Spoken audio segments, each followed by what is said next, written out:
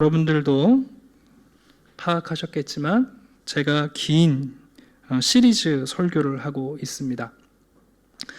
코로나 혼란스러운 시기에 우리 예수 믿는 사람들은 길을 잃거나 또 혼란에 빠지지 않습니다. 왜냐하면 우리 영혼의 목자와 감독자이신 예수님께 돌아온 사람들이기 때문에 그렇습니다. 예수님이 목자와 감독자라는 것은 특별히 사랑의 목자이시며 사랑의 감독자라는 뜻입니다. 예수님은 우리의 사랑이 하나님 사랑과 이웃 사랑이 나뉘어지지 않도록 우리의 사랑을 인도하시고, 우리의 사랑이 혹 하나를 포기하고 하나를 붙잡지 않도록 우리의 사랑을 감독하십니다. 그래서 우리는 영혼의 목자와 감독자 되신 예수님을 통하여 길을 잃지 않고 어떤 때에도 하나님 사랑과 이웃 사랑을 포기하지 않는 사람들입니다. 그런데 문제는 시련의 시기를 만나면 믿음과 행위가 일치하지 않는 사람들은 시련이 곧 시험이 되곤 합니다. 그래서 작은 시련에도 시험에 빠져 목자이신 예수 그리스도로부터 등을 돌리고 돌아서게 됩니다. 야고보 사도는 이런 성도들에게 권면했습니다. 이 시련의 때는 사실 기쁨의 때다. 시련의 시기를 어떻게 기쁨으로 만들 수 있는가? 인내함으로 가능하다. 근데 그 인내에는 우리의 담대한 믿음의 기도가 함께하지 않으면 안 된다. 왜 많은 성도들이 시련의 시기에 시험에 빠지는가? 내 힘으로 인내하려다가 이제 유효기간이 끝나는 거예요. 그러나 담대한 믿음의 기도로 지속될 때 여러분 그 인내의 힘이 끝까지 가도록 만들어 줍니다. 그래서 예수님께서는 그 시련의 때에 기쁨을 경험한 성도들에게 오히려 예수님께로부터 돌아선 형제들을 다시 돌아서도록 그들을 다시 이끌라고 우리에게 사명을 주시고 계십니다.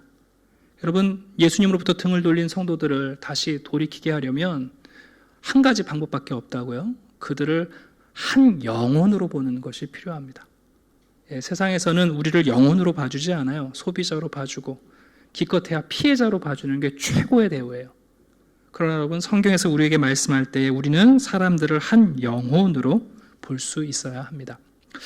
여러분들은 일주일에 한 번씩 목사라는 사람을 만나지 않으십니까? 여러분, 목사가 여러분들한테 영혼의 이야기를 해야 되지 않겠습니까? 적어도 일주일에 한 번은 여러분이 일주일 내내 빵에 대한 이야기를 듣고 밥에 대한 이야기를 들었는데 적어도 교회에 와서 강단에서 또 목사가 빵에 대한 이야기를 하면 여러분 대체 영혼에 대한 이야기는 어디서 들으십니까? 제가 종종 설교하면서 좀 진지해질 때가 있는데 그것은 왜 그러냐 하면 빵에 대한 이야기가 아니라 우리가 지금 영혼에 대한 이야기를 하고 있기 때문에 그렇습니다. 예수님께서 이 땅에 오셔서 제일 먼저 하신 말씀은 회개하라 천국이 가까워왔느니라 하시는 말씀이고요. 두 번째 하신 말씀이 뭔지 아십니까? 사람이 떡으로 사는 것이 아니라 하나님의 말씀으로 산다. 예수님이 그 말씀을 간직하셨고 예수님께서 그 말씀을 가르치셨고 심지어 예수님은 이 진리를 사단에게도 상기시키셨습니다. 사람이 빵으로 살지 않고 하나님의 말씀으로 산다는 것은 사람을 물질이 아니라 영혼으로 본다는 뜻입니다. 예수님께서는 사단에게도 사람은 빵으로 사는 게 아니라 하나님의 말씀으로 산다라는 것을 계속해서 강조하고 계십니다. 오늘 우리가 읽은 이사야 55장은 일명 초대의 노래입니다. 왜 초대의 노래냐 하면 앞에 54장에서 이사야가 이런 이야기를 해요. 자, 때가 되면 하나님께서 예루살렘을 회복하실 것이다. 때가 되면 신부가 준비될 것이다. 하나님께서 용서할 준비를 갖추고 계신다. 너희가 돌아오기만 하면 하나님이 회복시키실 것이다. 이걸 누구한테 하고 있냐면 바벨론 포로 70년 동안 살아왔던 유대인들한테 하시는 거예요. 여러분, 70년 동안 너무나 익숙한 삶을 살았어요. 그들에게 또다시 70년 동안 살았던 곳을 떠나서 예루살렘으로 돌아온다는 것은 매우 혼란스럽고요. 이거는 모험이에요. 근데 그들을 초대하시는 거예요. 아니다. 하나님께서 예루살렘 성을 회복하셨다. 신부가 준비되었다. 너희들을 널리 용서하실 것이다. 돌아오면 하나님이 회복하실 것이다. 그러므로 좀 와라. 오늘 본문을 보시면 오라는 말이 3번이나 강조되어 있습니다. 영혼들에게, 특별히 죽어버린 영혼들에게 하나님이 간절히 소환 명령을 하고 계십니다. 여러분, 왜 예수님께서 또 하나님께서 성령님께서 이렇게 오라고 우리에게 반복하여 우리를 초청하시는가? 여러분 1절을 보시면 이렇게 되어 있습니다. 하나님이 부르시는 사람들이 어떤 사람입니까? 모든 목마른 자들, 그리고 돈 없는 자들입니다. 여러분, 하나님께서 계속해서 초대하는 사람이 어떤 사람인가? 목마른 사람들, 돈 없는 사람들, 한마디로 말하면 자생 능력이 없는 사람들입니다. 스스로 물을 구할 수 없고 스스로 돈을 구할 수 없는 사람들. 어떻게 보면 물질적인 이야기를 하는 그림이지만 실제적으로는 영적인 국면을 말하고 있습니다. 그래서 3절에 너희의 영혼이 살리라 라고 말씀하고 있는 겁니다. 오늘 본문에 나오는 영혼이라는 단어가 히브리어의 네피쉬라는 단어인데요.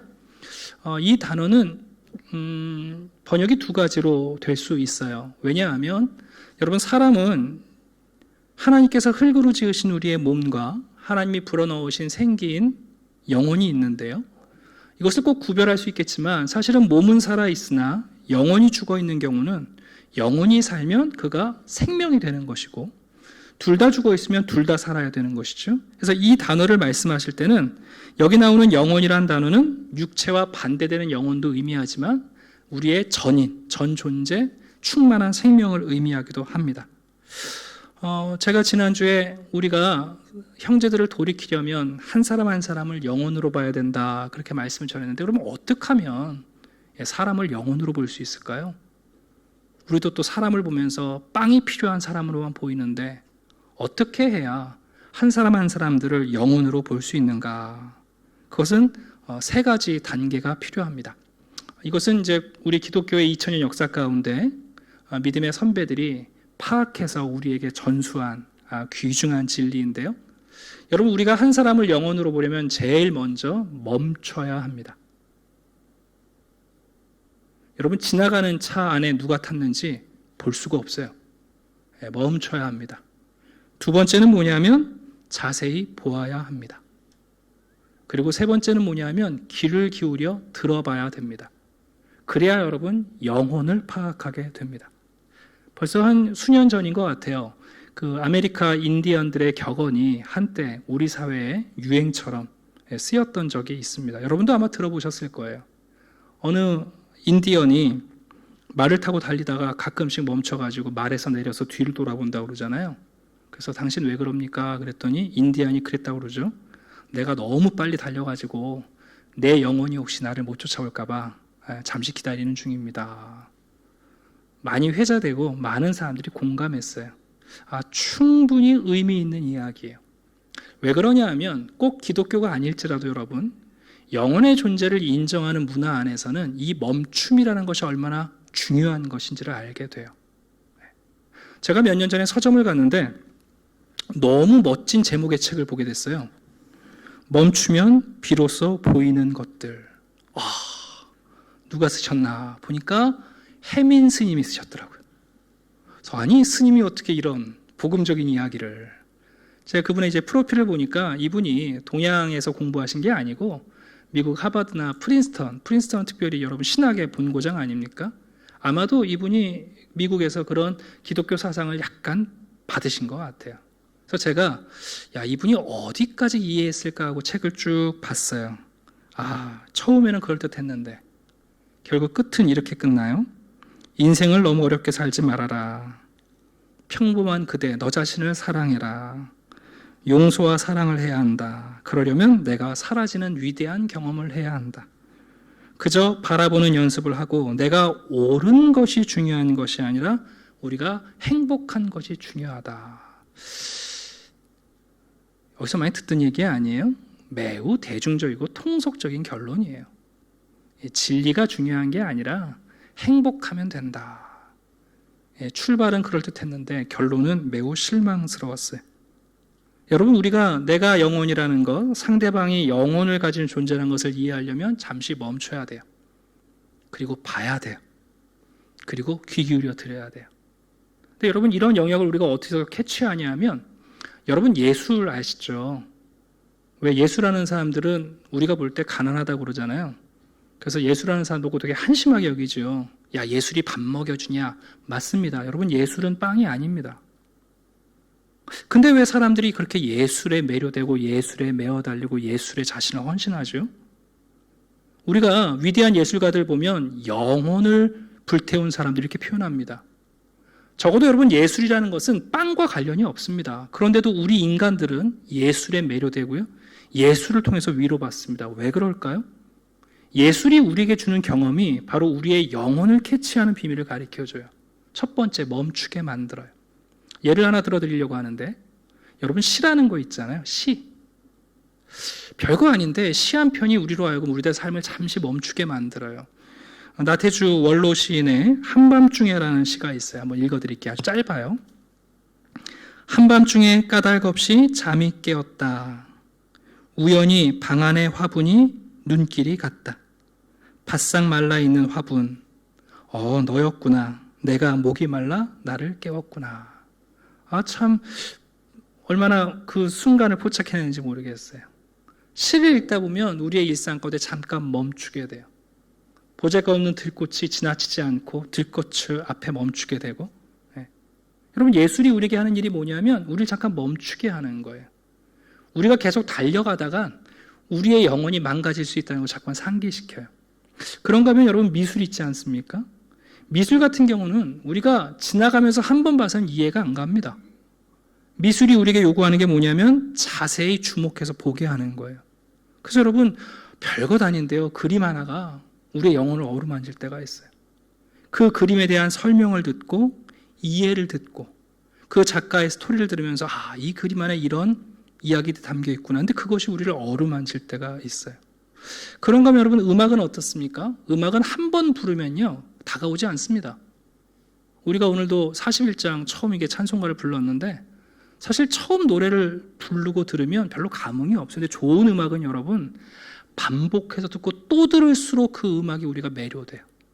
여러분 이런 시나 미술이나 음악 같은 것들은 빵이 아니에요. 여러분 시를 읽는다고 배가 불러집니까? 그림을 보신다고 여러분 배가 불러집니까? 음악 듣는다고 여러분 포만감을 느끼시나요? 근데 이상하죠.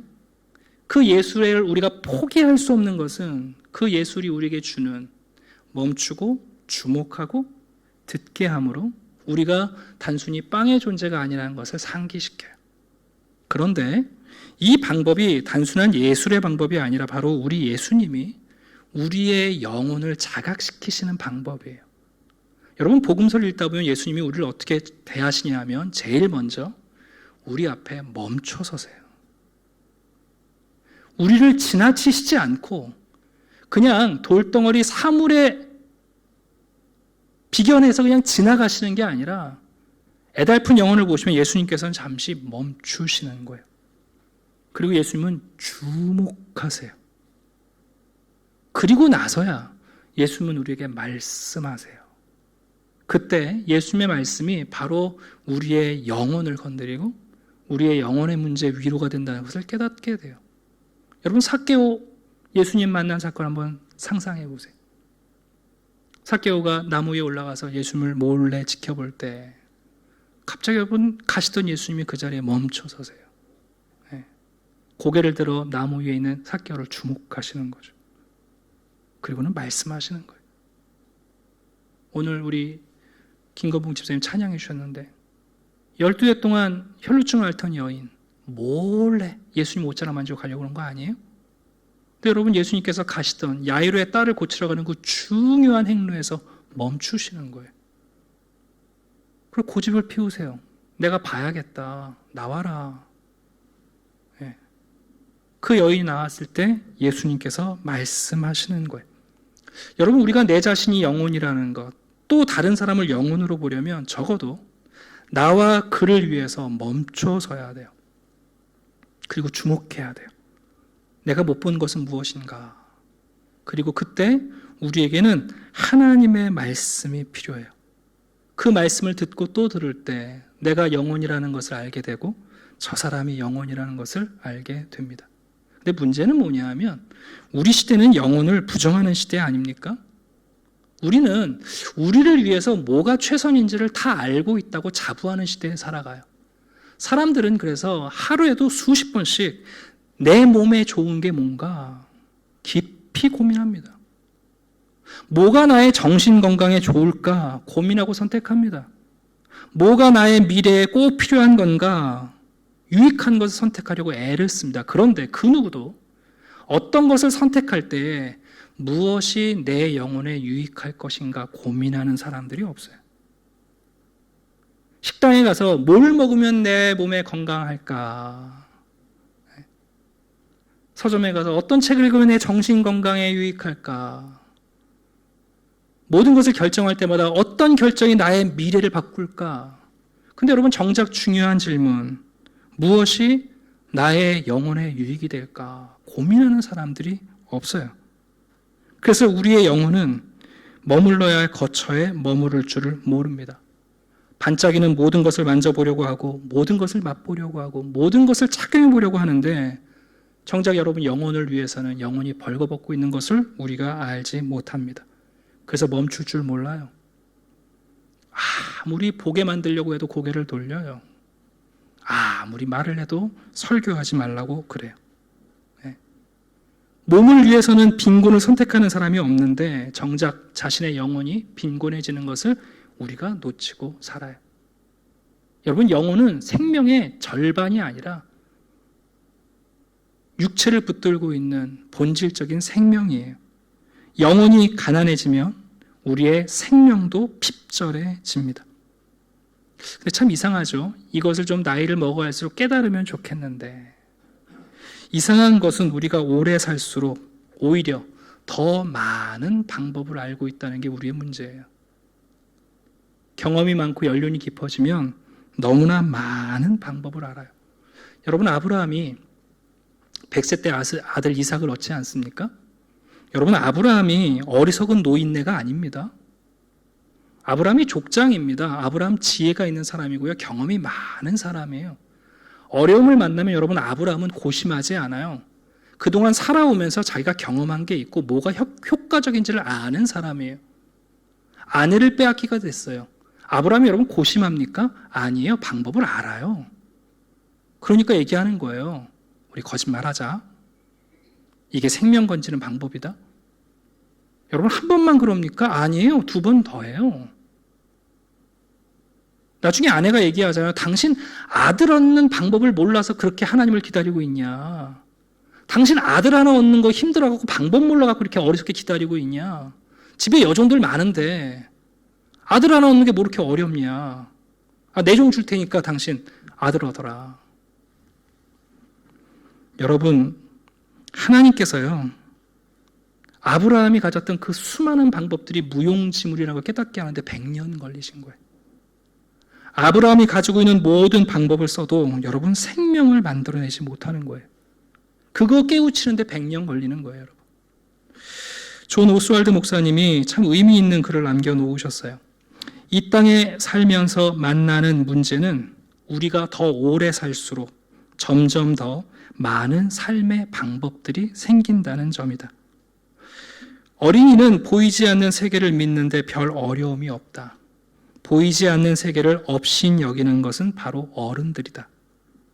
이처럼 어린아이가 하나님이 불가능한 것을 하실 수 있다는 것을 믿는 것은 그다지 어렵지 않다. 그러나 어린아이 같은 광신이라고 격하는 이들은 바로 어른이다. 왜 여러분 나이를 먹으면 내가 영적인 존재라는 것, 영혼을 가진 존재라는 것을 자연스럽게 깨닫지 못하는가? 많은 방법을 알면 알수록 오히려 우리는 우리 영혼의 문제에 대해서 등한히 하게 됩니다. 그래서 스가랴는 이렇게 선포했어요. 힘으로 되지 않고 능으로 되지 않는다. 오직 나의 신으로 된다.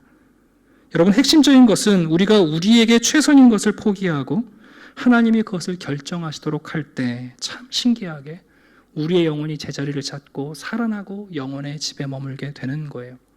시편 기자가 말합니다. 그가 사모하는 영혼에게 만족을 주시며 줄인 영혼에게 좋은 것으로 채워주십니다. 여러분, 하나님이 우리에게 채워주시는 것이 왜 그렇게 중요한가? 두 번째 말씀을 드리려고 합니다. 오늘 본문을 보면 하나님께서 이렇게 말씀하시죠. 내가 주는 것은 돈 없는 자, 값 없이 먹는 포도주와 젖이다. 여러분, 신기한 것은 우리의 영혼이 뭘 먹어야 살아나냐면 돈 주고 살 수 있는 거 아무리 먹어도 영혼은 안 살아나요. 아무리 수고한 걸 갖고 먹여도 영혼이 안 살아나요. 그런데 놀랍게 하나님께서 돈 없이 값 없이 주시는 것이야말로 우리를 살려내세요. 우리의 영혼을 배부르게 하는 것은 돈으로 준 것이 아니고 값을 주고 산 것이 아니에요. 시편 63편입니다. 주의 인자하심이 생명보다 나음으로 내 입술이 주를 찬양할 것이라. 이러므로 나의 평생의 주를 송축하며 주의 이름으로 말미암아 나의 손을 들리이다. 골수와 기름진 것을 먹음과 같이 나의 영혼이 만족할 것이라. 우리의 영혼은 하나님의 은혜가 필요해요. 우리의 영혼은 은혜를 먹고 살고 하나님의 사랑을 먹고 살아요. 하나님의 은혜를 먹고 산다는 것은 하나님의 말씀이 우리의 영혼의 위로가 된다는 거예요. 이사야서 54장과 55장에는 재밌는 단어 하나가 등장하는데 바로 물이라는 단어예요. 그런데 54장에선 이 물이라는 단어가 어떻게 번역되냐면 홍수로 번역돼요. 54장 9절 한번 보시겠어요? 이는 내게 노아의 홍수와 같도다. 내가 다시는 노아의 홍수로 땅 위에 범람하지 못하게 하리라. 여러분, 홍수 좋은 거예요? 아니면 안 좋은 거예요? 안 좋은 거예요. 우리 올해 비 피해 많이 봤잖아요. 태풍 피해도 보고. 근데 여러분, 똑같은 단어인데요. 55장 1절을 보게 되면 목마른 자들아 물로 나오라 이렇게 돼 있어요. 여기서는 홍수가 아니라 생수예요. 자, 여기에 아이러니가 있어요. 하나님께서 우리한테 뭐라고 하시냐면 물로 나오라 그러는 거예요. 근데 이 물이 하나님의 말씀을 듣고 신뢰하지 못하는 사람들에게는 뭐처럼 보이냐면 홍수처럼 보이는 거예요. 피해야 돼요. 도망쳐야 돼요.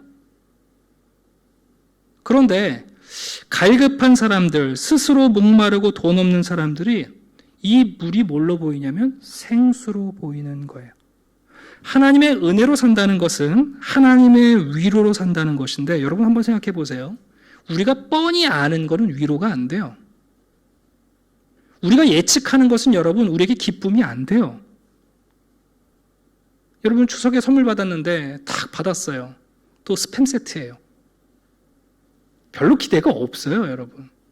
근데 생각지 않았던 선물이 우리를 찾아올 때 다른 거예요. 한번 여러분 생각해 보세요. 제가 이제 추석 때 저희 제자 가정이 큰 수술을 하고 또 코로나 때문에 병문안도 못 가고 참 옆에서 격려도 못하고 힘들더라고요. 근데 우리 송 집사님께서 이 과일 꽃바구니를 하나 갖다 주셨어요. 추석이라고. 그래갖고 아내랑 상의하고서 그거를 이제 그 가정에 전달해 줬는데 너무 기뻐하는 거예요. 퇴원을 축하한다고. 여러분, 하나님이 우리에게 주시는 위로가 아쉽게도 우리에게는 어떻게 들리냐면 홍수로 들려요. 70년 동안 바벨론 생활했던 사람들이에요. 정착했어요, 여러분. 주소지를 갖고 있어요. 자기 집이 있어요. 그런 사람들에게 야, 예루살렘 회복됐다. 다시 돌아와라. 와라. 누가 가겠어요? 70년 전에 여러분 홍수를 만나갖고 겨우 이제 이재민 정도 피하고 집 장만해서 살고 있는데 또다시 예루살렘으로 오라고 초대하시는데 그게 여러분 초청으로 들리겠어요? 왜 또 내가 홍수를 만나야 됩니까? 이러지 않겠어요? 근데 말씀하는 거야. 그러지 말고 좀 와라. 오면은 그게 홍수가 아니라 뭐냐 하면 너희들에게 필요한 생수다. 여러분, 하나님의 은혜로 산다는 것은 바로 우리들에게 그런 전환을 가져다 줘요. 프레드릭 뷰크너라는 목사님께서 구원받은 다음에 자신의 구원을 이렇게 묘사하셨어요. 전보다 나은, 그러나 만족스러움과는 거리가 먼 내가 되었다. 참 기가 막힌 표현이에요. 우리는 구원받았다고 해서 모든 것이 끝났을 것처럼 생각하는데 이분이 아주 정직하게 표현했어요. 내가 예수님 만나고 구원받은 다음에 분명히 전보다 나아졌다. 그러나 내 삶의 만족과는 좀 거리가 멀다. 겨우 여러분 영혼이 살아난 거예요. 그 영혼에 필요한 것은 무엇입니까? 바로 하나님의 말씀입니다. 2절을 보시면 왜 은을 달아서 배부르게 하지 못할 것을 위해 수고하느냐? 왜 그렇게 땀을 흘려서 영혼을 포만감을 줄 수 없는 것들 때문에 애쓰느냐? 오히려 지금 너희를 초청하신 하나님의 음성을 듣고 들으라. 귀를 기울이고 내게로 나와 들으라. 듣고 들으라. 그리하면 너희의 영혼이 살리라. 여러분, 하나님의 말씀을 계속 들으셔야 돼요. 안 그러면 사람은 빵으로 산다고 외치게 돼요. 하나님 말씀이 우리에게 듣고 또 누군가에게 들려질 때 여러분 놀랍게 우리 영혼이 반응을 해요. 예술이 하는 일을 말씀이 하는 거예요. 멈추게 만들어요. 주목하게 만들어요. 주의 말씀을 듣게 만들어요. 내 안에 영혼이 있다는 것을 자각하게 만들어요. 내가 만나는 성도들이 영혼이 있다는 것을 자각하게 만들어요. 빵이 없어서 빵을 구하러 온 성도이지만 잠시 멈춰서 글을 보고 함께 하나님의 말씀을 들을 때 당신에게는 빵만 없는 것이 아니라 당신의 영혼이 죽어 있다는 사실을 우리가 같이 깨닫게 되는 거예요. 오늘 본문 세 번째는 3절 후반절에 보시면 이런 말씀이 있습니다. 내가 너희를 위하여 영원한 언약을 맺었다. 곧 다윗에게 허락한 확실한 은혜다. 왜 이렇게 하나님이 너희들을 오라고 초청하시는 줄 아느냐? 이것은 하나님이 다윗과 맺으신 영원한 언약의 바로 실현이다. 사무엘상에 보시면 사무엘 하에 보시면 하나님과 다윗이 맺은 언약이 이렇게 소개되어 있습니다.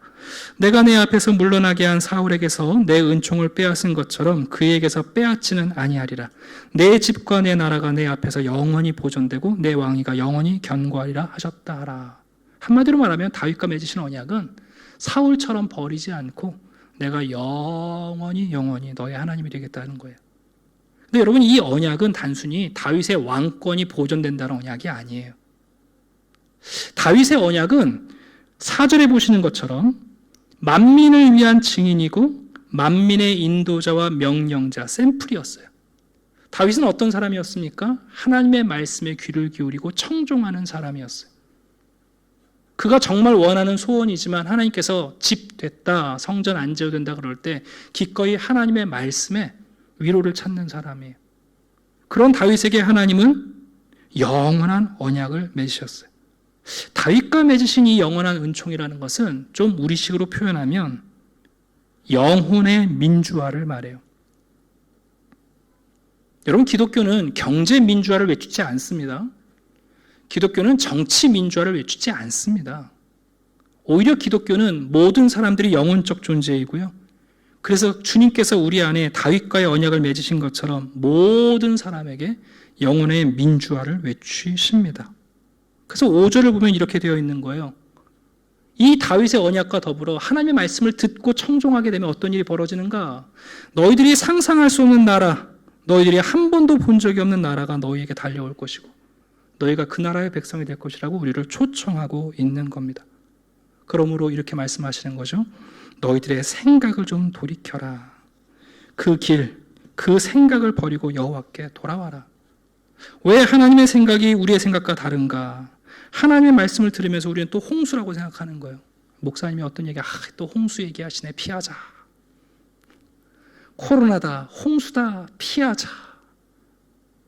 근데 여러분, 하나님의 말씀을 듣다 보면 놀랍게 그게 홍수가 아니라 생수가 되는 거예요. 우리의 영혼이 그것으로 위로를 받고 소성해요. 결론의 말씀을 드리려고 합니다. 여러분, 우리의 영혼은 오직 하나님의 말씀에 귀 기울일 때만 살아납니다. 이것이 그토록 말씀을 강조하고 말씀을 들어야 하는 이유예요. 하나님의 말씀을 들을 때라야 땅이 아니라 하나님의 말씀으로 산다는 것을 알게 돼요.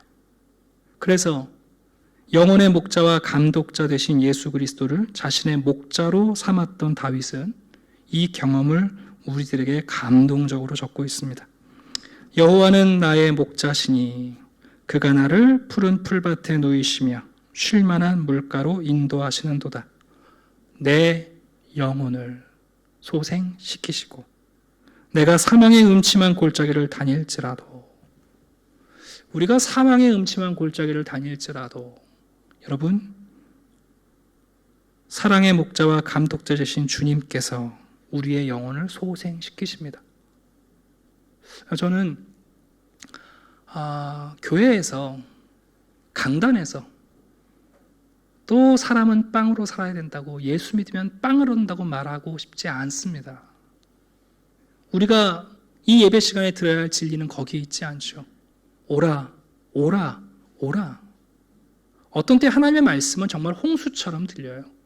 근데 여러분, 우리의 영혼이 거기에 반응하는 순간 그 홍수가 생수가 되는 것을 보게 됩니다. 하나님의 말씀이 여러분을 찾아오는 순간을 소홀히 여기지 마십시오. 하나님이 여러분들에게 말씀하시는 순간을, 그것이 언제이든 어디서든 어떤 방식으로든 여러분 그 순간을 놓치지 마십시오. 그 말씀이야말로 우리의 영혼을 소생케 하고 우리로 하여금 다시 살게 합니다.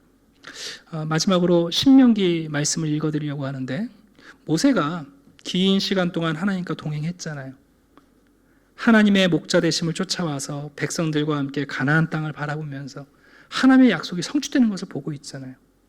자신의 모든 것을 여호수아에게 이양하고 이제 여호수아가 그 짐을 지고 가야 되는데, 여호수아한테 반복해서 하는 말이 뭐냐면 두려워 말라, 두려워 말라 얘기를 하는데, 여호수아가 여러분 두려워하지 않는다고 두려워 안 하게 됩니까? 네. 신명기 33장에서 모세는 이렇게 마지막으로 여호수아를 위로합니다. 여수룬이여, 여수룬은 여호수아의 또 다른 이름이에요. 하나님 같은 이가 없도다. 그가 너를 도우시려고 하늘을 타고 궁창에서 위엄을 나타내시는도다. 영원하신 하나님이 내 처소가 되시나니 그의 영원하신 팔이 내 아래에 있도다. 그가 내 앞에서 대적을 쫓으시며 멸하라 하시는도다. 예. 여호수아가 이 말씀을 듣고 여호수아의 영혼이 살아나는 거예요. 오늘 여러분들에게도 똑같은 약속의 말씀을 드립니다. 여러분, 하나님 같은 이가 없으십니다. 하나님이 여러분을 도우시려고 하늘을 타고 궁창에서 위엄을 나타내십니다. 영원하신 하나님이 여러분의 처소가 되시고 여러분이 영원하신 하나님의 처소가 됩니다. 그분의 영원하신 팔이 바로 여러분의 영혼을 붙잡고 계십니다.